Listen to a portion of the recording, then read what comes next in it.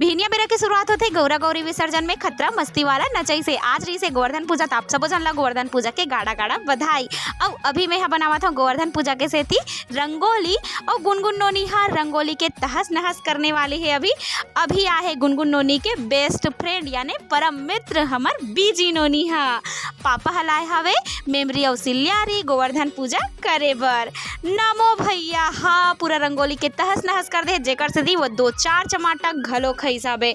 लेत दे करके अपन ये शुभ हाथों से बहुत मुशक्कत करे के बाद मैं बनाए हबर रंगोली। तो कैसे है तेला आप मन कमेंट करके बताहू।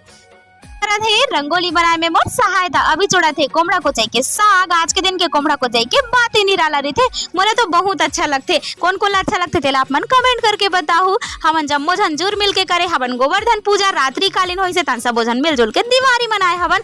तब मिलथन आप मला दूसरा वीडियो में, तब तक के लिए जय श्री राम।